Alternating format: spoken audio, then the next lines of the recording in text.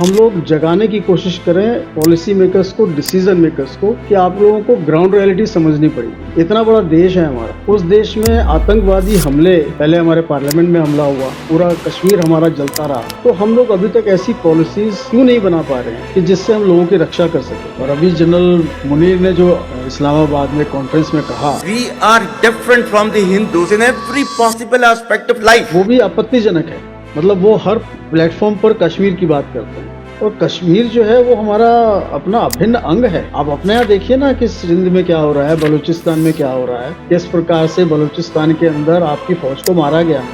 आप वहाँ पर फोकस ना करके आप कश्मीर पर फोकस कर रहे हैं। अभी तो हम आपसे वापस मांगेंगे पीओके बहुत जल्दी, तो आप उसके लिए तैयार रहिए। टीवी जो मीडिया है, हम देखते हैं कि रोजाना वहाँ ये वॉर चल रही है, रोज कोई हार रहा है, कोई जीत रहा है, और एक तरह का काम आप कर रहे हैं। क्या अंतर है सर? टीवी पर जो खबर आती है और टीवी पर जो समाचार आता है या जो डिस्कशन होता है, उसकी लाइफ उसी समय तक के लिए, जिस समय व्यूअर ने उसको देख लिया। हम लोग डीएसए के अंदर खबर नहीं छापते, हम लोग स्थितियों की एनालिसिस करते हैं और उसको सब्जेक्ट एक्सपर्ट ही लिखते हैं। क्यों आपको लगता है कि बांग्लादेश भारत के लिए खतरा हो सकता है आने वाले दिनों में?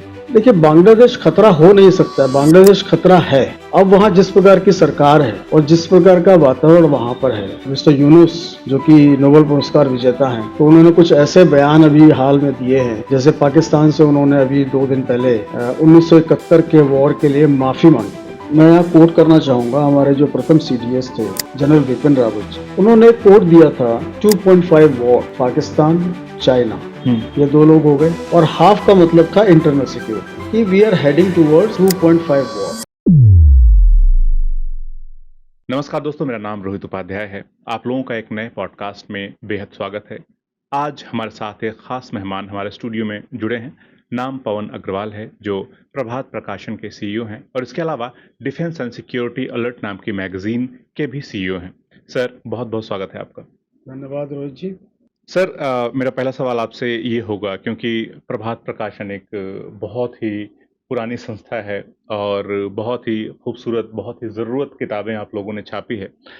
तो मेरा सवाल आपसे पहला ये होगा कि एक प्रकाशक की समाज में क्या भूमिका होती है और कितनी जिम्मेदारी आप समझते हैं?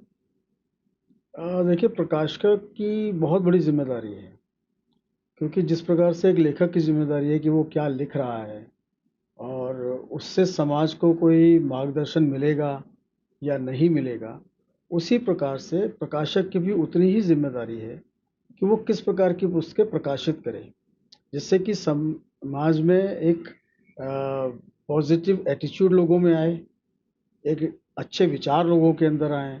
और जिस प्रकार की विषमताएं हम लोग समाज में आज देख रहे हैं, उसमें ये बहुत आवश्यक है कि लोगों के, पूरे समाज के सर्वांगीण विकास के लिए अच्छी पुस्तकें जो है वो प्रकाशित की जाएं, जो समाज को एक नई दिशा दे सके। जी। क्योंकि देखिए, पुस्तकों का सबसे बड़ा जीवन होता है, और बाकी सब चीज़ें तो क्षणभंगुर हैं। आजकल का सोशल मीडिया का ज़माना है, डिजिटल युग का ज़माना है, बट पुस्तकें पुरातन काल से अगर हम देखें, आज हमारा जो शिक्षा, साहित्य, संस्कृति बची हुई है, उसका सारा योगदान पुस्तकों को ही जाता है। जी।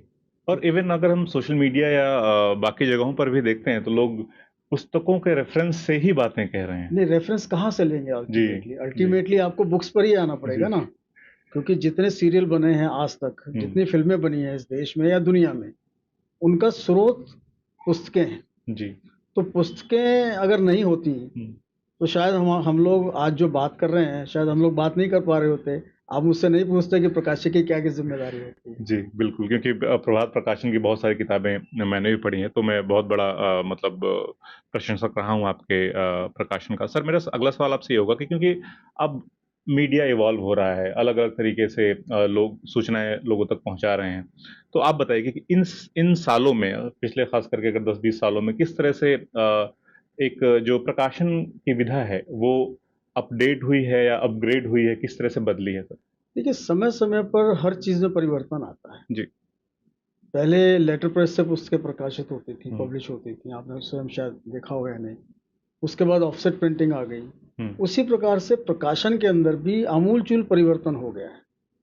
पहले ब्लैक एंड व्हाइट पुस्तकें छपती थी, अब 4 कलर में पुस्तकें छपती हैं, और बहुत सारी ऐसी टेक्निक आ गई हैं कि जिससे पुस्तकों को ज़्यादा सुंदर और सचित्र बनाया जा सकता है।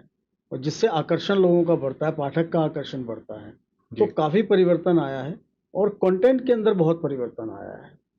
पहले केवल उपन्यास, कहानी, कविताएं, गज़ल, शायरी केवल ये लिखा जाता था। हुँ, लेकिन अब काफ़ी जोर दिया जाता है आत्मकथाओं पर, जीवनियों पर, चरित्र निर्माण पर, पर्सनैलिटी डेवलपमेंट पर, चिल्ड्रन बुक्स पर, गृह सज्जा पर। हुँ, हुँ। मतलब आप कोई ऐसे विषय बताइए कि जिस पर पुस्तक ना आती हो। जी, जी। और बड़े-बड़े महारथी लोग लिखते हैं, हुँ, हुँ, सब्जेक्ट एक्सपर्ट लिखते हैं। हुँ, अब ऐसा नहीं है कि कोई भी गाँव में बैठा एक व्यक्ति है प्रेमचंद हुँ, और उसने एक गबन लिख दिया, ऐसा नहीं है।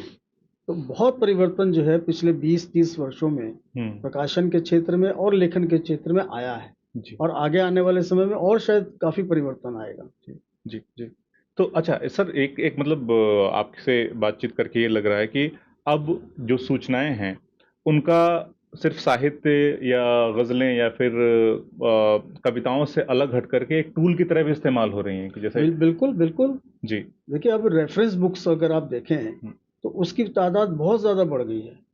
अभी जितने भी कॉम्पिटिटिव एग्ज़ाम्स होते हैं, हुँ, यूपीएससी के जितने एग्ज़ाम्स होते हैं, स्टेट गवर्नमेंट्स के जो इंटरनल गवर्नमेंट के एग्ज़ाम्स होते हैं, उसके लिए बहुत सारी पुस्तकें आ गई, जो जी। पहले नहीं थी। हुँ।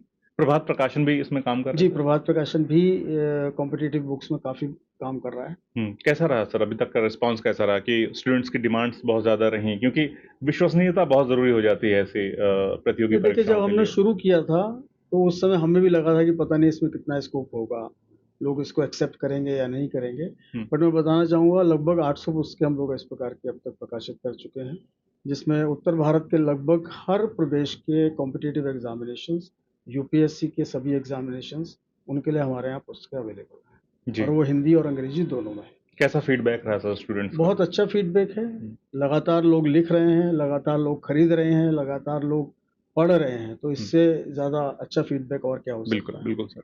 अच्छा ये जो डिफेंस एंड सिक्योरिटी अलर्ट जो आपकी मैगज़ीन है इसका सर ये क्या है बेसिकली और कैसे आइडिया आया और अभी तक का सफ़र कैसा रहा है सर इसका? देखिए defence and security alert magazine का जन्म हुआ था 2009 में। हुँ, यदि आपको याद हो 2008 में मुंबई में ताज होटल के ऊपर बहुत बड़ा एक आतंकवादी हमला हुआ था। तो उस समय हमने ये सोचा कि इतना बड़ा हमला हो गया हुँ, और हम लोग कुछ कर नहीं पाए, तो इसमें कमज़ोरी हम लोगों की है। और जब हम ये कहते हैं कि हमारी कमज़ोरी है, तो यानी हमारी पॉलिसी के अंदर कमी है, हुँ, हमारे डिसीज़न्स में गलतियाँ हुई हैं, कि जिसकी वजह से इतना बड़ा हमला हुआ। क्योंकि मैं आपको बताना चाहूँगा कि लगभग 10 घंटे लग गए थे, दिल्ली से एनएसजी कमांडोज़ को मुंबई ताज होटल पर पहुँचने जी, का में और वहाँ स्थिति को कंट्रोल करने में। हुँ, तो इस सब को देख कर के मन में बड़ी पीड़ा हुई हुँ, कि पहले तो इस प्रकार का हमला हो गया, समुद्र के रास्ते से लोग आ गए और उसके बाद हम लोग उस स्थिति को कंट्रोल नहीं कर पाए। ताज होटल के गेस्ट जितने मारे गए, उसके अलावा पुलिस के लोग मारे गए। हुँ, तो ये हमारे लिए बड़ी शर्म की बात थी और इसमें कहीं तो भी उस समय के जो राजनीतिक गलियारे के जो लोग थे, जो सत्ता में थे, हुँ, उनकी बहुत भारी गलती थी और डिसीजन मेकर्स और पॉलिसी मेकर्स जो उस समय थे, हुँ, उन लोगों की बहुत बड़ी चूक थी। तो इसी को ध्यान में रख कर के हमने सोचा कि एक प्लेटफ़ॉर्म ऐसा हम लोग बनाएँ कि जिसमें हम लोग रक्षा और सुरक्षा की बात करें जी, और हम लोग जगाने की कोशिश करें पॉलिसी मेकर्स को, डिसीजन मेकर्स को कि आप लोगों को ग्राउंड रियलिटी समझनी पड़ेगी। हुँ, हुँ, इतना बड़ा देश है हमारा, हुँ, हुँ, उस देश में आतंकवादी हमले, पहले हमारे पार्लियामेंट में हमला हुआ, उसके अलावा भी गुजरात में हमला हुआ और काफ़ी प्रदेशों में हमला हुआ, पूरा कश्मीर हमारा जलता रहा जी, आतंकवाद को लेकर। हुँ, तो हम लोग अभी तक ऐसी पॉलिसीज़ क्यों नहीं बना पा रहे हैं हुँ, कि जिससे हम लोगों की रक्षा कर सकें? हुँ, हुँ, हुँ, हमारे पुलिस के लोग, हमारे सेना के लोग देश की रक्षा में शहीद हो रहे हैं। हम क्यों शहीद कर रहे हैं उनको और उसके लिए कौन ज़िम्मेदार है? तो उस समय भाजपा के एक सांसद थे, मेरे बड़े अच्छे मित्र थे, हुँ, हैं अभी भी, श्री मानवेंद्र सिंह। जी, तो उनके साथ मैंने चर्चा की कि मानवेंद्र जी इस प्रकार से हमें कुछ एक प्लेटफ़ॉर्म बनाना चाहिए। तो ये हुआ कि अखबार चालू करें, हुँ, टेलीविज़न चैनल चालू करें हुँ, या क्या करें? तो करते-करते हम लोगों ने ज़ीरो डाउन किया हुँ, कि एक मैगज़ीन बनानी चाहिए और उस मैगज़ीन पर हम लोग इसी विषय पर सारा काम ध्यान केंद्रित करेंगे। जी, तो फिर नाम की चर्चा हुई कि नाम किस प्रकार से रखा जाए। हुँ, तो रक्षा और सुरक्षा में मैं समझता हूँ अलर्ट जो वर्ड है वो बहुत इम्पोर्टेंट इम्पोर्टेंट है। है। तो हमने इसका फिर नाम रखा डिफेंस एंड सिक्योरिटी अलर्ट। जी। अच्छा, एक चीज़ आपने भी नोटिस की होगी सर, आप प्रकाशक हैं। टीवी जो मीडिया है, हम देखते हैं कि रोज़ाना वहाँ ये वॉर चल रही है, जी। रोज़ कोई हार रहा है, कोई जीत रहा है। एक एक तरह तो वो वॉर जर्नलिज़्म हो रहा है और एक तरह का काम आप कर रहे हैं इस मैगज़ीन के ज़रिए। कैसे, क्या अंतर है सर? क्या जो मतलब बेसिक दोनों में क्या डिफ़रेंस है सर? देखिए टीवी पर जो खबर आती है हुँ, और टीवी पर जो समाचार आता है या जो डिस्कशन होता है, उसकी लाइफ उसी समय तक के लिए है, हुँ, जिस समय व्यूअर ने उसको देख लिया। हुँ, अगर व्यूअर ने नहीं देखा तो वो समाचार उसको अगले दिन सुबह समाचार पत्र में मिलेगा। हुँ, हम लोग डीएसए के अंदर खबर नहीं छापते हैं। अच्छा। हम लोग स्थितियों की एनालिसिस करते हैं हुँ, कि हमारे आगे आने वाले समय में क्या चैलेंजेस हैं, वर्तमान में हमारी क्या समस्याएँ हैं, रक्षा, सुरक्षा से संबंधित, हुँ, अंतर्राष्ट्रीय पटल पर क्या हो रहा है, इस पर हम लोग चर्चा करते हैं और उसको सब्जेक्ट एक्सपर्ट ही लिखते हैं। जी, ये अच्छी बात है। और मैगज़ीन जो है वो उसकी बहुत लंबी लाइफ़ है। जी, जी, बिल्कुल। और ख़ास करके अगर सब्जेक्ट एक्सपर्ट लिख रहे हैं या जी, फिर जो जो हमारी सेना से आने वाले लोग हैं, वो अगर उसमें कंट्रीब्यूट कर रहे हैं, तो ज़ाहिरन उसकी विश्वसनीयता जो है वो बढ़ जाती वो है। बढ़ जाती है। जी। सर, अगला सवाल मेरा आपसे ये होगा कि कई बार ये कहा जाता है कि भई अगर बहुत सारे ऐसे हमले पिछले दिनों भी हमारे देश में हुए, जो ये कहा जाता है कि अगर सही समय पर सरकार ने सुन ली होती लोगों की या एक्सपर्ट्स की, तो शायद उन हमलों को रोका जा सकता था। तो क्या उस लिहाज से अगर देखें तो आपकी जो मैगज़ीन है वो कैसे अलर्ट करती है सर देश को? देखिए मैं ये स्पष्ट रूप से बता दूँ कि हमारी पत्रिका हुँ, डीएसए हुँ, सनसनी नहीं फैलाती है, जी, क्योंकि रक्षा और सुरक्षा जो है बहुत गंभीर विषय है और 140 करोड़ की जनसंख्या इस देश की है। तो हमारा एक उद्देश्य है कि पॉलिसी मेकर्स और डिसीजन मेकर्स को भी जगाना है हुँ, और आम व्यक्ति तक रक्षा सुरक्षा के मामलों को भी पहुंचाना है। जी, तो हम अपने स्तर पर जितना कर सकते हैं वो हम हुँ, प्रयास कर रहे हैं। जी, लगभग 15 वर्ष हो गए हैं हमको और काफ़ी सफलता हमें मिली है। हुँ, हुँ, हुँ, काफ़ी लोगों ने हमें प्यार दिया है हुँ, और काफ़ी सम्मान दिया है। तो हमें लगता है कि हम सही रास्ते पर चल रहे हैं। जी, बिल्कुल। अच्छा सर, ये जो मतलब सिक्योरिटी अलर्ट है, ये अब किन-किन अलग-अलग फ़ॉर्म्स में आ रहा है? जैसे कि ऑनलाइन हम देखते हैं, साइबर सिक्योरिटी देखते हैं और किन-किन फ़ॉर्म्स में आप देखते हैं सर, नोटिस करते हैं? नहीं देखिए अभी हमारा 2 तरीके के एडिशन्स आते हैं। हुँ, एक ऑनलाइन एडिशन है जो वेबसाइट के माध्यम से भी मिलता है और एक हमारा प्रिंट एडिशन है हुँ, जो सब्सक्रिप्शन के माध्यम से जी। मिलता है। नहीं, मैं खतरों की बात भी करना चाह रहा था सर कि जिस साइबर वॉरफेयर है या नहीं फिर देखिए साइबर वारफेयर तो अभी लेटेस्ट है। हुँ, इसके अलावा खतरे तो बहुत सारे हैं। जी, हमारा देश खतरों से घिरा हुआ है। हुँ, पहले हम केवल पाकिस्तान और चाइना से जूझ रहे थे। अब हमें बांग्लादेश से बांग्लादेश भी से भी जूझना पड़ रहा है। जूझना पड़ जी, रहा मैंने है। आपका एक नया अंक भी देखा था सर कि जी, जी। बांग्लादेश न्यू पाकिस्तान, जी, जी। तो उसके बारे में थोड़ा-सा बताइए सर कि क्यों आपको लगता है कि बांग्लादेश भारत के लिए खतरा हो सकता है आने वाले दिनों में? देखिए बांग्लादेश खतरा हो नहीं सकता है, बांग्लादेश खतरा है। जी, अब वहाँ जिस प्रकार की सरकार है हुँ, और जिस प्रकार का वातावरण वहाँ पर है, अभी हाल ही में मिस्टर यूनुस जो कि नोबेल पुरस्कार विजेता हैं और मुझे लगता है कि शायद जियोपॉलिटिक्स में वो नए-नए आए हैं। तो उन्होंने कुछ ऐसे बयान अभी हाल में दिए हैं, जैसे पाकिस्तान से उन्होंने अभी 2 दिन पहले 1971 के वॉर के लिए माफ़ी माँगी है और 4.3 बिलियन यूएस डॉलर्स उन्होंने पाकिस्तान से गुहार की है हुँ, कि वो हमें दे दिए जाएँ। हुँ, हुँ, तो हुँ, यहाँ ये सिद्ध होता है कि पाकिस्तान और बांग्लादेश इन दोनों का नेक्सस है। जी, जी, फिर उन्होंने एक और बयान दिया कि भारत की जो सातों स्टेट्स हैं नॉर्थ ईस्ट जी, की, जी, वो अलग-थलग पड़ जाएँगी। हुँ, मतलब उनको इस बात की जानकारी नहीं है कि वो भारत का एक अभिन्न हिस्सा हैं। हुँ, आपके कहने मात्र से क्या वो अलग-थलग पड़ जाएँगी? हुँ, और जिस प्रकार से बांग्लादेश में आतंकवाद फैला और उसका कुछ हिस्सा ऐसा था कि जो लग रहा था कि इस दुनिया का हिस्सा नहीं है। हुँ, इतनी मार-काट उन लोगों ने वहाँ की। जी, जी। और वही कोई स्थिति हम लोग अब बांग्लादेश में के बाद हमारे पश्चिम पश्चिम बंगाल बंगाल। में भी देखने को मिलती है। जी, तो उसी खतरे तरह। बहुत हैं धर्म के नाम पर, हुँ, भाषा के नाम पर। हुँ, हुँ, हुँ। अभी हाल ही में एक स्टेट के अंदर हमारा रुपी का साइन बदल दिया गया या उन्होंने एक नया साइन घोषित कर दिया। जी, तो संविधान से ऊपर तो कुछ नहीं है। जी, तो खतरे तो बहुत सारे हैं। अभी नक्सलवाद जो है बहुत बड़ा खतरा था, जी, काफ़ी स्टेट्स में था, लेकिन अभी वर्तमान सरकार ने उस पर काफ़ी कुछ कंट्रोल किया है जी, और घटनाएँ कम हो रही हैं। अभी आपको ध्यान हो कि आज से 15 साल पहले तक हम लोग बस में सफ़र करते थे या ट्रेन में सफ़र करते थे, तो वहाँ एक पट्टिका लगी होती थी, जी। यात्रीगण कृपया अपनी सीट के नीचे हुँ, ध्यान से बैठिए। हुँ, सीट के नीचे का ध्यान रखिए, कोई बम आदि हो सकता है। हुँ, हुँ, हुँ। लेकिन आप बताइए 15 साल के 14 साल के अंदर जी, कितने धमाके ट्रेन में, बस में हुए हैं जी, या किसी मार्केट में हुए हैं? जी। अच्छा सर एक चीज़ ये मैं आपसे पूछना चाह रहा था क्योंकि डीएसए अच्छा काम मैगज़ीन कर रही है। तो आपको क्योंकि अभी मोदी जी से भी मुलाकात हुई यूनुस साहब की जी। और पाकिस्तान तो ख़ैर हमारे पास पहले से ही हमारे उनके दुश्मन थे, लेकिन बांग्लादेश का एक नए दुश्मन के तौर पर उभरना और इंडिया की क्या पॉलिसीज़ आप नोटिस कर रहे हैं कि टुवर्ड्स बांग्लादेश जो जो है? देखिए we are just waiting and watching. हुँ। हम लोग अभी किसी जल्दीबाजी के निर्णय पर नहीं पहुँचना चाहते हैं, हुँ, हुँ, हुँ। क्योंकि भारत जो है वो शुरू से शांति प्रिय देश रहा है। हुँ, तो हम किसी भी परिस्थिति में किसी प्रकार का युद्ध हुँ। या छद्म युद्ध हुँ, हुँ, हुँ, हुँ। उसको कोई प्रमोशन करने की हमारा कोई विचार नहीं है। हुँ, हुँ, हम लोग हुँ। शुरू से शांति की बात करते हैं, आज भी हम लोग शांति की बात करते हैं हुँ, हुँ। और यही हमारे प्रधानमंत्री जी ने यूनुस जी को भी कहा है कि हुँ, बांग्लादेश में आप शांति लाने का प्रयास कीजिए।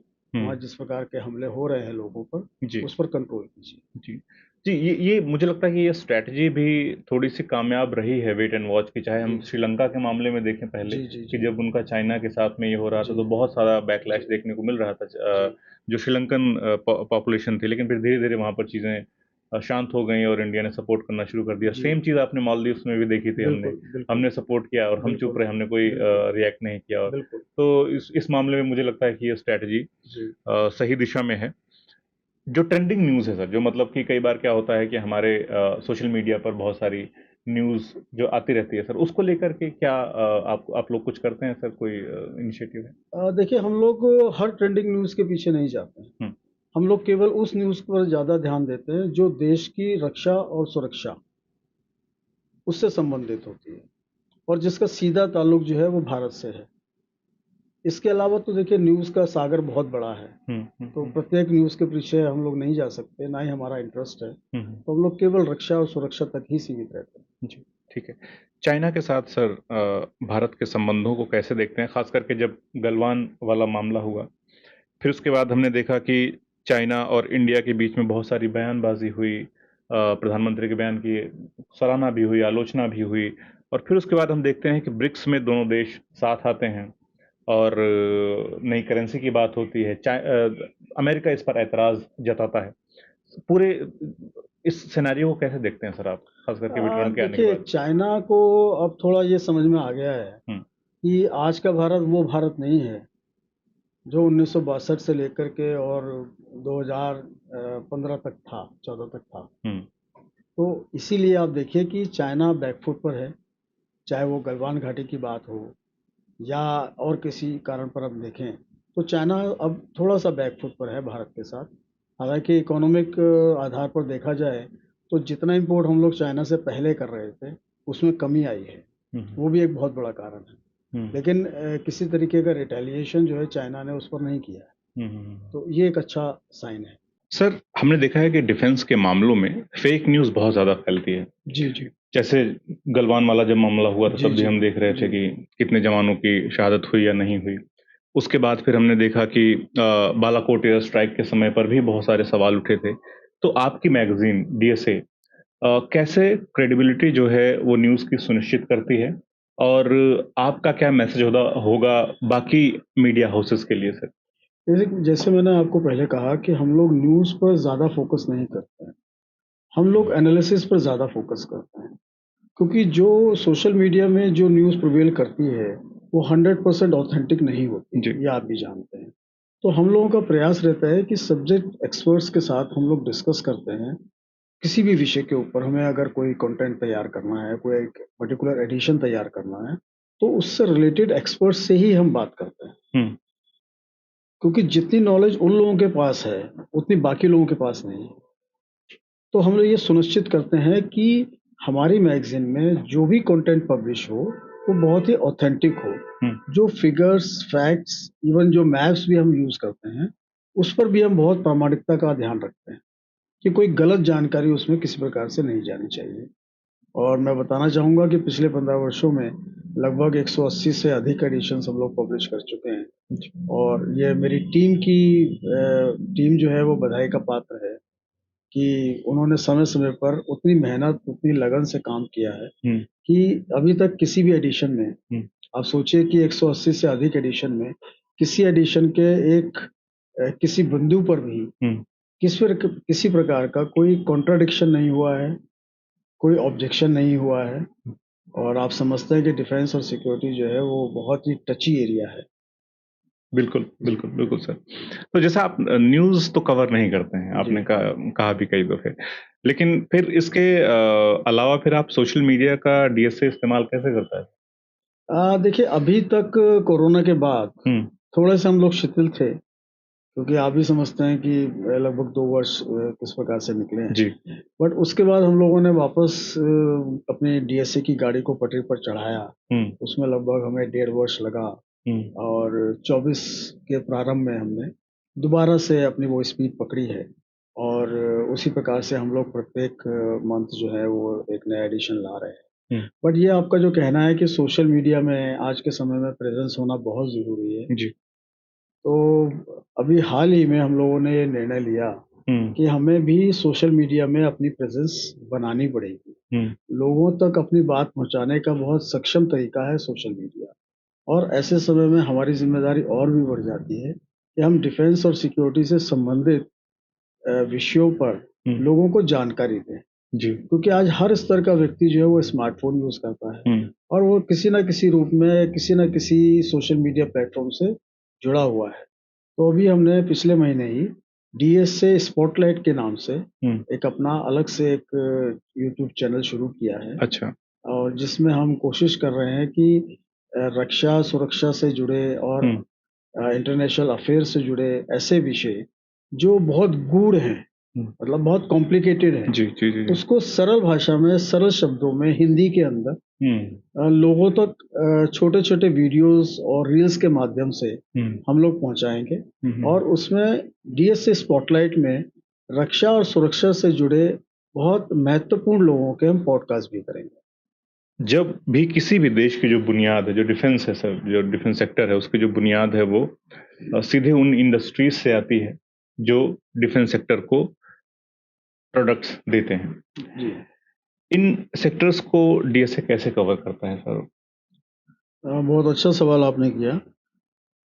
किसी भी देश की रक्षा और सुरक्षा में वहाँ की जो सैन्य उपकरण बनाने वाली इंडस्ट्रीज़ हैं, उनका बहुत बड़ा योगदान है। जी। हमारे यहाँ भारत में ये दुर्भाग्य की बात है कि 70-80 वर्षों में उस प्रकार से वो इंडस्ट्री डेवलप नहीं हो पाई, जितना पोटेंशियल हमारे देश में है हुँ, हुँ, और जितनी आवश्यकता हमारे देश को है। हम लोग जिस प्रकार के चैलेंजेज़ और थ्रेट्स रोज़ देख रहे हैं, उसमें तो ये बहुत आवश्यक है कि हम लोग विदेशी आयातित उपकरणों पर सदैव निर्भर ना रह करके अपने यहाँ की इंडस्ट्री को डेवलप करें। और अच्छी बात ये हुई है कि पिछले 8 से 10 वर्षों में डिफेंस इंडस्ट्री काफ़ी अच्छी डेवलप हुई है। हुँ, हुँ, हुँ, और हम लोगों का प्रयास रहता है कि डिफेंस इंडस्ट्री में जो-जो डेवलपमेंट्स हो रहे हैं, उसको हम लोग अपने यहाँ आर्टिकल्स के माध्यम से हुँ। प्रमोट करते हैं, प्रोजेक्ट करते हैं। ये क्योंकि ये मेरे लिए भी सर पर्सनल मामला हो जाता है कई बार जी। जब मैं सोचता हूँ कि हमारे प्रधानमंत्री किसी देश में गए हैं और वहाँ से फाइटर जेट लाने की बात हो रही है कि इस देश से खरीदेंगे या उस देश से खरीदेंगे। तो ये मन में एक पीड़ा होती है कि हम लोग क्यों नहीं बना सकते हैं सर। तो आपके जो एक्सपर्ट्स हैं, जो लिखते रहते हैं लगातार सर, उनका क्या कहना होता है कि किस जगह पर हम लैग कर रहे हैं फिलहाल सर? मतलब हमने प्रगति काफ़ी की है लेकिन फिर भी अभी उस लेवल तक हम नहीं पहुंच पाए हैं कि हम खुद अपने फाइटर जेट्स अच्छे बना सकें। उपाध्याय जी, अभी आपने जैसे कहा कि हमारे प्रधानमंत्री विदेश जाते हैं और वो वापस आते हैं और वो बताते हैं कि हम लोग फाइटर जेट खरीदेंगे, इस तरीके से। मैं बताना चाहूँगा कि भारत बहुत जल्दी 5th जनरेशन एयरक्राफ्ट जी। बनाने जा रहा है। आज से ये 20 साल पहले तो कभी किसी ने नहीं कहा। हम्म। हमारे वर्तमान सरकार का ये विज़न है कि अधिक से अधिक उपकरण भारत में ही बनाए जाएँ। जी, जी। क्योंकि भारतीय सेना की ज़रूरत हम लोग समझते हैं। भारतीय इंडस्ट्री समझती है, विदेशी इंडस्ट्री नहीं समझती। उनको उन्होंने अपना तो सामान एक बेचना है। प्रोटोटाइप कोई प्रोडक्ट बना दिया, वो रशिया में भी यूज़ होगा, जी, वो भारत में भी यूज़ करते हैं, वो चाइना में भी यूज़ होगा, वो अफ्रीका में भी यूज़ होगा। जी। लेकिन ज्योग्राफिकली अगर आप देखें तो बहुत अंतर है। जो चीज़ हमारी राजस्थान के बॉर्डर्स पर यूज़ होगी, वो चीज़ हमारी जम्मू कश्मीर के बॉर्डर पर यूज़ नहीं हो सकती। तो हमारे जो भारतीय इंडस्ट्री है वो इस बात पर फोकस कर रही है कि हमारे बॉर्डर सिक्योरिटी फोर्स को राजस्थान में किस चीज़ की आवश्यकता है, जम्मू कश्मीर में किस चीज़ की आवश्यकता है, एलओसी पर किस चीज़ की आवश्यकता है, एलएसी पर किस चीज़ की आवश्यकता है। तो भारतीय इंडस्ट्री डेवलप हो रही है। काफ़ी बड़े-बड़े संभ्रांत जो इंडस्ट्रियल हाउसेज़ हैं, वो लोग अब डिफेंस इंडस्ट्री में जा रहे हैं। जी। और काफ़ी अच्छा काम कर रहे हैं। ठीक है सर। एक मेरी खुद की जिज्ञासा थी जो मैं आपसे पूछना चाहूँगा सर, कि हमने देखा है कि चाइना हमारा भले ही मित्र देश नहीं है, लेकिन फिर भी उन्होंने मैन्युफैक्चरिंग अपने यहाँ इतनी ज़्यादा की कि आज वो अमेरिका को टक्कर देने की हालत में हैं। हम ये भी देख रहे हैं कि हम जो स्ट्रिंग ऑफ पर्ल की उनकी नीति है कि चारों तरफ से भारत को घेरना है, उसमें भी वो कामयाब होते दिख रहे हैं। तो आपको नहीं लगता कि थोड़ा-सा हमें लगता है कि तो थोड़ा जो प्रगति है वो हमारे देश की मैन्युफैक्चरिंग में थोड़ी-सी स्लो है। ये होने के बावजूद कि हमने स्किल इंडिया या फिर तमाम तरह के प्रोग्राम चलाने की कोशिश की। देखिए, मेक इन इंडिया के अंतर्गत बहुत सारे नए प्रोडक्ट्स और बहुत सारी नई टेक्नोलॉजीज डेवलप हुई हैं। जहाँ तक आपका ये कहना है कि हमारी स्पीड हल्की है, तो मैं ये कहना चाहूँगा कि स्पीड हल्की होने से फ़र्क नहीं पड़ता है। We have to focus on the quality of the products. China product का आपको मालूम है, अभी सारी दुनिया चाइनीज़ प्रोडक्ट से दूर रहती है। जी। स्पीड तो उनकी बहुत ज़्यादा है, टेक्नोलॉजी भी बहुत अच्छी है, but then workability, sustainability is important when it comes to the defence products. तो भारत की जो इंडस्ट्री है वो थोड़ी स्लो हो सकती है, लेकिन ठोस होगी। ठीक है सर। अच्छा, ये सिक्योरिटी और प्रकाशन से हट करके थोड़ा-सा आपकी पर्सनल लाइफ पर आते हैं सर। क्योंकि आपकी जो वाइफ हैं वो भी लेखिका हैं सर। जी, जी। तो इन सब के बीच में मतलब इतनी सारी पॉलिटिक्स, इतना सारा काम-झाम इसके बीच में सर आपको पर्सनल टाइम कैसे मिलता है? मतलब कैसे? सर कहीं न कहीं से स्क्वीज़ कर लेते हैं समय। अब जैसे आज का समय आपने स्क्वीज़ कर लिया हमसे जी। कि बीइंग संडे आपने कहा कि आज हमको चर्चा करनी है, तो कोई बात नहीं, आपसे फ्री हो जाएँगे, फिर उनकी सेवा में लग जाएँगे। दोनों ही लोग इंटेलेक्ट के प्रोफ़ेशन में हैं सर, तो जब जी, आप जी। लोग होते हैं साथ में तो क्या बातें होती हैं? देखिए, उनसे चर्चा होती है, अनेक विषयों पर होती है उर्वशी जी से, और उनसे कविता के बारे में होती है, शायरी के बारे में होती है। दोहे में उनका बहुत मतलब मैं कहना चाहूँगा कि महारत हासिल है। चौपाइयों में उनकी महारत है, और इसके अलावा हम लोग देश की, समाज में जो चल रहा है, उस पर भी चर्चा होती है कि किस प्रकार से हमारी संस्कृति जो है वो दूषित हुई है, और किस प्रकार से हमें उसको धीरे-धीरे कोशिश करनी चाहिए कि भई हम लोगों में उस प्रकार के संस्कार, उस प्रकार की संस्कृति वो डेवलप कर सकें। जी। तो जितना अपने सीमित साधनों से हम लोग अपने आस-पास के लोगों को हम लोग थोड़ा-सा समझा पाते हैं, सिखा पाते हैं, वो कोशिश करते हैं हम लोग। जी। तो डीएसए का सर गोल क्या है अभी फ़िलहाल अगर हम आने-वाले 5-10 साल में देखें तो? देखिए, डीएसए का गोल एकमात्र ही है कि देश की रक्षा सुरक्षा के बारे में लोगों को जानकारी देना। केवल 26 जनवरी पर या 15 अगस्त पर अपनी छत पर झंडा लगाने से हम राष्ट्रीय नहीं हो सकते। ये हमारे मन के अंदर से आना चाहिए, क्योंकि मन में अगर हमारे अंदर राष्ट्रीयता नहीं है ना, और हम झंडा लगा करके 15 अगस्त पर, 26 जनवरी पर वो राष्ट्रीयता का प्रदर्शन जो करते हैं ना, वो खत्म होना चाहिए। जी। आज आवश्यकता है कि हर भारतीय भारत के लिए जिए और भारत के लिए मरे, वो ज़्यादा आवश्यक हुँ, हुँ, है। मैं यही कहना चाहूँगा कि सतर्क रहें हुँ। और देश से प्रेम करें, जो करें देश के लिए करें। जब भी करें पहले ये सोच के करें कि देश पहले है, हम बाद में हैं। जिस दिन हम लोग इस भावना को प्रबल कर देंगे, किसी चाइना की, किसी पाकिस्तान की, किसी बांग्लादेश की हिम्मत नहीं है कि वो भारत की ओर आँख उठा करके देख पाए। सर अभी अगर मैं आपसे एक मोटे तौर पर बात करना चाहूँ कि हमारा देश आंतरिक और बाहरी किन-किन खतरों से जूझ रहा है? देखिए, खतरे तो बहुत सारे हैं और मैं यहाँ कोट करना चाहूँगा हमारे जो प्रथम सीडीएस थे, जनरल बिपिन रावत जी। उन्होंने एक कोट दिया था 2.5 वॉर। तो आपके दर्शकों को बताना चाहूँगा कि 2.5 वॉर का मतलब क्या था। 2.5 वॉर का मतलब था पाकिस्तान, चाइना, हुँ, ये 2 लोग हो गए और हाफ का मतलब था इंटरनल सिक्योरिटी हुँ, कि we are heading towards 2.5 war. मैंने इसको एक नया रूप देने की कोशिश की है और मैं ये कहता हूँ कि अब वो 2.5 बढ़ कर के 3.5 वॉर की तरफ हम लोग जा रहे हैं। पहले पाकिस्तान था, चाइना था, अभी उसमें बांग्लादेश ऐड हो गया 3 और हाफ जो है हमारा इंटरनल सिक्योरिटी है। क्योंकि इंटरनल सिक्योरिटी के अंदर जो टेररिस्ट और टेररिस्ट ग्रुप्स के जो स्लीपिंग सेल्स हैं, वो लोग एक्टिव हो चुके हैं और वही चीज़ हम लोग बांग्लादेश के बाद हुँ। पश्चिमी बंगाल में देख रहे हैं। अच्छा, तो आप ये मानते हैं कि जो बांग्लादेश में हुआ, उसका एक एक्सटेंशन है जो मुर्शिदाबाद में हुआ? जी, बिल्कुल एक एक्सटेंशन है और चाइना, पाकिस्तान, बांग्लादेश ये तीनों मिलकर के एक ही उद्देश्य के लिए प्लान कर रहे हैं, करके चल रहे हैं कि भारत की संप्रभुता, भारत की एकता, अखंडता पर हम कैसे प्रहार करें हुँ, या किस प्रकार से एक आतंक पैदा हो, हुँ, हुँ, हुँ, हुँ, हुँ। वो जी, चाहे धर्म के नाम पर हो। अब आप एक बात बताइए कि पार्लियामेंट ने एक बिल पास किया वक्फ का, उसका केवल बंगाल के अंदर जो है क्यों इतना विरोध हुआ, पश्चिम बंगाल में, दिल्ली में क्यों नहीं हुआ? क्या दिल्ली में वक्फ बोर्ड नहीं है? हुँ, क्या राजस्थान में नहीं है वक्फ बोर्ड? केंद्र सरकार जब कोई बिल पारित करती है या पार्लियामेंट कोई बिल पारित करता है हुँ, तो संविधान के अनुसार सभी प्रदेशों को वो एक्सेप्ट करना है। हुँ, लेकिन ममता दीदी ने उसका भी विरोध किया। हुँ, इससे पहले उन्होंने और जो काफ़ी सारे बिल जो केंद्र सरकार ने पारित किए पार्लियामेंट में, जी, उनका भी विरोध किया। हुँ, अब लेटेस्ट वक्फ का किया और हुँ, उसके बाद दंगे भड़क गए। जी, सरकार ने कुछ नहीं किया। हुँ। Being a chief minister, she should have intervene immediately. Mamata दीदी का कहना है उनका तो ये तो एक प्रोपेगेंडा है।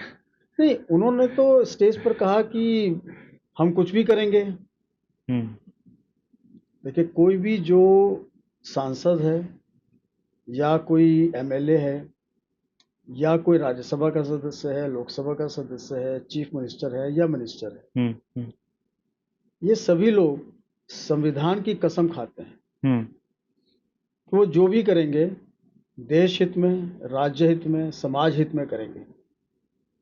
लेकिन ममता ने स्टेज पर अभी 3 दिन पहले बोला कि अल्लाह की कसम, हुँ, जो हम चाहेंगे हम वो करेंगे। हमें अल्लाह की कसम खाने में आपका कोई एतराज़ नहीं है, आप कीजिए उसको, लेकिन आप संविधान से ऊपर नहीं हो सकते। हुँ, संविधान से ऊपर तो कोई व्यक्ति नहीं है, तो आप कैसे एज ए चीफ मिनिस्टर आप ऐसे कैसे बोल सकते हैं जी। कि हम जो चाहेंगे वो करेंगे? हुँ, हुँ, तो इसका मतलब ये है कि कल और भी कोई बिल अगर पारित होता है हुँ, तो आप उसका विरोध करेंगे और हुँ, अराजकता फैलने देंगे। जी। विरोध करना तो मुझे मतलब चलिए ठीक है आपका नहीं, वो वो आपका संवैधानिक संवैधानिक अधिकार अधिकार है। है, लेकिन जो दंगों को ना रोक ना पाना रोक पाना। और उसको ये कहना कि ये प्रोपेगेंडा है, ये बढ़ा-चढ़ा कर दिखाया जा रहा है, ये मुझे लगता है गलत है और ये ममता दीदी हर बार हम चाहे आरजे कर वाले मामले में हमने देखा और जी, अभी जी, फिर हम ये देख रहे हैं। जी। इससे पहले हमने संदेश खली में भी देखा था बिल्कुल, इसी बिल्कुल। तरह की चीज़ें। देखिए, मुर्शिदाबाद में जिस प्रकार से दंगे हुए, वो बिल्कुल ऐसा लग रहा था कि वो प्री प्लान दंगे थे, और जिस प्रकार से पलायन वहाँ लोगों को करना पड़ा, वो एक बहुत खतरे की घंटी है। क्योंकि किसी भी स्टेट के अंदर लॉ एंड ऑर्डर जो है वो गवर्नमेंट की सबसे बड़ी जिम्मेदारी है बिल्कुल, कि लोगों में सुरक्षा की भावना होनी होनी चाहिए। चाहिए, होनी चाहिए। और अगर दंगे भड़कते हैं, आपकी पुलिस कुछ करती नहीं है, 200 मीटर दूर केवल थाना था जहाँ सबसे पहला दंगा फैला, और गोलियां भी चली वहां पर। शर्म पुलिस की ने बात है ये। बहुत बाद जी। में एक्शन में आई। तो ऐसी स्थिति में ये बिल्कुल लगता है कि कहीं तो भी बांग्लादेश इस चीज़ को पैम्पर कर रहा है, और ममता दीदी का कुछ ना कुछ सहयोग यूनुस के साथ है, यूनुस जी का सहयोग ममता दीदी के साथ है। हुँ, हुँ, और इधर पाकिस्तान की तरफ जो रुझान है यूनुस जी का या बांग्लादेश का, हुँ, वो भी इसीलिए इसी को सिद्ध करता है। और हुँ, अभी जनरल मुनीर ने जो अभी एक अपने इस्लामाबाद में कॉन्फ्रेंस में कहा, वो भी आपत्तिजनक है। मतलब वो हर प्लेटफॉर्म पर कश्मीर की बात करते हैं, और कश्मीर जो है वो हमारा अपना अभिन्न अंग है। आप अपने यहाँ देखिए ना कि सिंध में क्या हो रहा है, बलूचिस्तान में क्या हो रहा है, किस प्रकार से बलूचिस्तान के अंदर आपकी फौज को मारा गया। आप वहां पर फोकस ना करके आप कश्मीर पर फोकस कर रहे हैं। हुँ, अभी तो हम आपसे वापस मांगेंगे पीओके बहुत जल्दी, हुँ। तो आप उसके लिए तैयार रहिए। आपको लगता है सर ये बिल्कुल पॉसिबल है? बिल्कुल, हम लोग, वो हमारा हिस्सा है भाई, वो तो हमको लेना ही लेना है। हुँ, जितनी जल्दी होगा उतने जल्दी हम लोग वापस लेंगे, और हम अपने किसी हिस्से को खोने के लिए तैयार नहीं है किसी भी हालत में। हुँ, हुँ, हुँ, ये दंगे भड़काना और ये दूसरी स्टेट जिस प्रकार से इंटरफेरेंस कर रही है भारत में, उसको हम कतई बर्दाश्त नहीं करेंगे। हुँ, और हमारी सरकार इसमें सक्षम है। अब वो पहले वाली सरकार नहीं है हुँ। कि हमको जवाब नहीं दे सकते, हम मुंह तोड़ जवाब देंगे, चाहे वो कश्मीर पर हो, चाहे वो बांग्लादेश बॉर्डर पर हो, कहीं भी हो। एक चीज़ जो मैंने पिछले कुछ दिनों में नोटिस की है सर, वो ख़ास करके नक्सलिज़्म को लेकर के, जी काफ़ी एक्टिवली गवर्नमेंट ने और बहुत सारे एक सीरीज़ ऑफ ऑपरेशंस किए हैं अभी, जी और वो भी एकदम नक्सलवाद के गढ़ में घुस करके। जी कल भी मैं देख रहा था कि एक वीडियो जिसमें हिडमा जो उनका सबसे जी खतरनाक फाइटर है, उसका कुछ उसका उसके एक जो जहाँ पर छुपता था वो ठिकाने की तलाश की थी, वहाँ से बहुत सारा हथियार वगैरह भी जी सिक्योरिटी फोर्सेस ने बरामद किया। तो मुझे लगता है कि नक्सलवाद और माओवाद को खत्म करने की दिशा में तो बहुत ही पॉजिटिवली ये गवर्नमेंट आगे बढ़ रही है। आपको क्या लगता है कि बांग्लादेश के सीन में आने के बाद जो उग्रवादी ग्रुप जैसे कि उल्फा था या बाकी जो ग्रुप्स थे असम में या फिर और नॉर्थ ईस्ट के इलाकों में, उनके लिए मतलब उनके लिए ये ऐसा हो सकता है कि क्या वो फिर से पनप सकते हैं? आपको क्या लगता है? देखिए, एक संदेश तो इस सरकार का बिल्कुल क्लियर है हुँ, कि किसी प्रकार का आतंकवाद, किसी प्रकार की अराजकता, फिर वो चाहे पाकिस्तानी में बैठे आकाह करवा रहे हों, बांग्लादेश में बैठे आतंकवादी कुछ करवा रहे हों, या हमारे देश में बैठे नक्सलवादी। हुँ, क्योंकि जो नक्सल मूवमेंट वो जिस दिशा से शुरू हुआ था, अब उसकी दिशा बिल्कुल बदल चुकी है। हमें यहाँ तक सूचनाएं हैं कि नक्सलवादी जो है वो लश्कर तैयबा के साथ भी मिलकर के काम कर रहे थे। अच्छा। तो ऐसी स्थिति कैसे पैदा पैदा हुई? उनको कौन पैसा मुहैया करा रहा है? उनको हथियार कौन दे रहा है? उनके पास लेटेस्ट टेलीकम्युनिकेशंस गैजेट्स हैं, उनके पास लेटेस्ट आर्म्स एम्युनिशंस हैं। हुँ, तो सरकार का बिल्कुल दृढ़ संकल्प है जी, कि नक्सलवाद हो, आतंकवाद हो, किसी भी प्रकार का वाद हो, हुँ, हम उसको खत्म करेंगे। जी। एक नॉर्थ ईस्ट की एक समस्या जो पिछले 2-3 सालों से सर लगातार बनी हुई है, जिस पर सरकार की आलोचना भी कई बार हो चुकी है, मणिपुर का जो जी। मामला है सर, उस पर डीएसए की तरफ से आपका क्या टेक है और किस तरह की खबरें या किस तरह की रिपोर्ट्स आप तक पहुंची हैं? क्यों अभी तक वहाँ हिंसा रुक नहीं पाई? देखिए, वहाँ थोड़ा-सा अभी समय लगेगा, हुँ, क्योंकि जिस प्रकार की चीज़ें वहाँ पिछले 10, 12, 15 वर्षों में खराब की गई थी, वो पॉलिटिकली एजेंडा था। क्योंकि वहाँ देखिए 2 गुटों के अंदर झगड़ा है, 2 जो ट्राइबल रेसेस हैं, उनके अंदर झगड़ा है।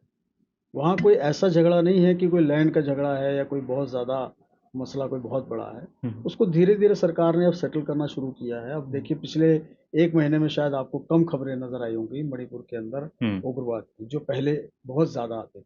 जी। तो आपके डिफेंस एक्सपर्ट्स सर क्या लिखते हैं सर, क्या कहते हैं इस पर? देखिए रिज़ॉल्व होगा ये हम्म, चीज़, बहुत जल्दी रिज़ॉल्व होगी, थोड़ा समय ज़रूर लगेगा, हम्म। लेकिन रिज़ॉल्व हो जाएगी। तो ये थे पवन अग्रवाल जी, जो प्रभात प्रकाशन के सीईओ हैं और डिफेंस एंड सिक्योरिटी अलर्ट के भी सीईओ हैं। हमसे बातचीत करने के लिए सर आपका बहुत-बहुत धन्यवाद। बहुत-बहुत धन्यवाद, आपने मुझे इनवाइट किया इस पॉडकास्ट के लिए, और प्रभात प्रकाशन और डीएसए की ओर से मैं आपकी समस्त टीम जो कमाल ज़िंदगी की है, वो वाक़ई कमाल कर रही है, और आगे भी और कमाल कीजिए। तो मेरी शुभकामनाएँ आपको हैं। धन्यवाद। धन्यवाद सर।